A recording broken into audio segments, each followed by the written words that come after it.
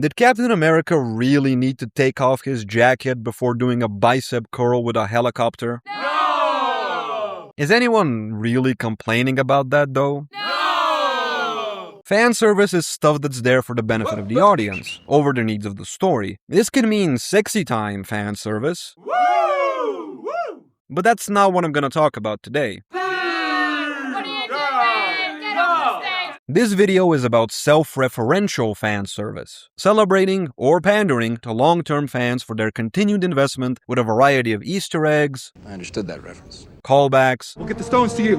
We're on it, Cap. and other assorted bits of nostalgia.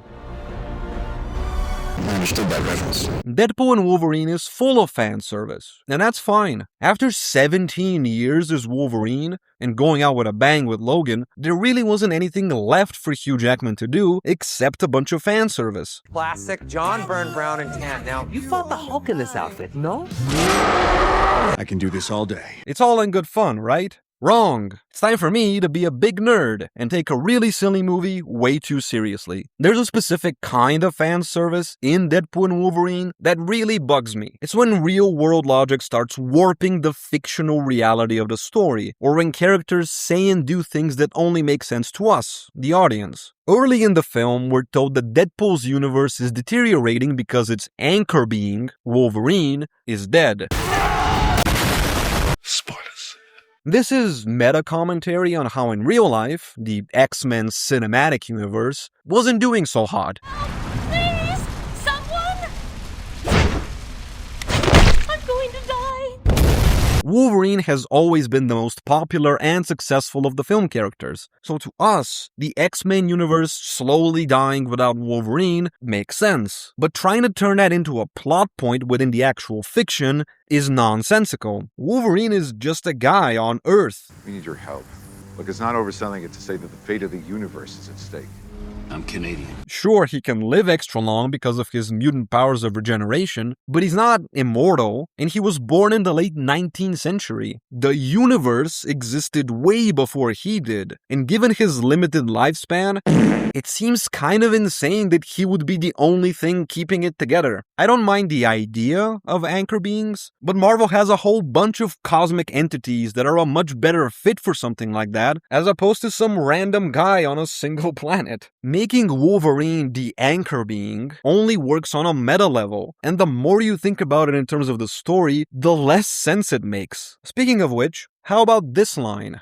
But you were an X-Man. Fuck that, you were the X-Man. The Wolverine. I am the X-Man. I mean Hugh Jackman in the classic yellow suit saying he's the X-Man. Dude's a legend, one of the most iconic superhero performances of all time. Of course he's the X-Man. To us, the audience, in the world of the fiction, that line does not make sense. First of all, this specific Wolverine is from an alternate timeline, where he very much is not the X-Man. His whole thing is that he screwed up so bad, he got everyone else killed. He's a washed-up drunk, and this is his chance at redemption. He nails it, which, great. But he's not the X-Man. Even our Wolverine, the one from Deadpool's universe, people thinking he's the X-Man is both a red herring in the first movie. Experimentation on mutants. It's not unheard of. But I've never seen anything like this before. What do you think Magneto wants with him? What the hell do you want with me? You? My dear boy. Whoever said I wanted you? And a joke in the second one. But we don't know where this base is.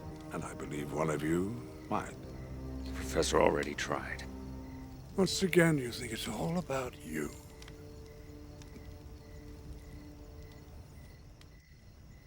Despite being front and center in the marketing, Hugh Jackman's Wolverine is part of an ensemble cast in most of the X-Men films. He has a part to play, maybe even an important one, but he's just one of many characters. The Last Stand gives him a more prominent role, but that's about it. In Days of Future Past, they even changed the story from the comics to give Wolverine a bigger role, and it's still much more of an Xavier, Magneto, and Raven movie. I prefer the real Raven. I said the real Raven.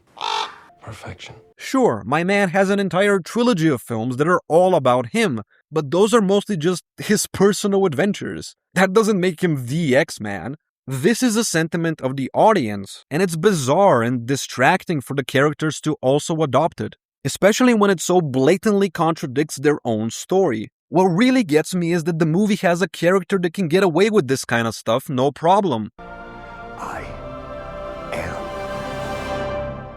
Marvel Jesus. Deadpool's whole thing is that he breaks the fourth wall. When he says this, You know something?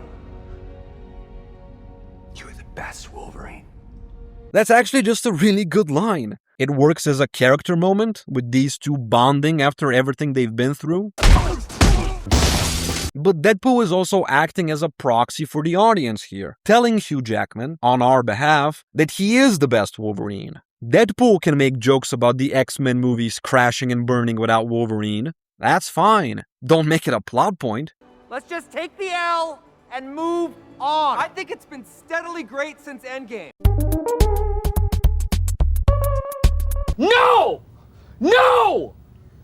No! Fan service isn't going away anytime soon, but the kind of fan service that is actively detrimental to the internal logic of a fictional world, that really needs to stop. Let's just take the L and move on. If you enjoyed this video, why not like and subscribe? It's a great way to support the channel and stay up to date on all the videos I make. Go fuck yourself.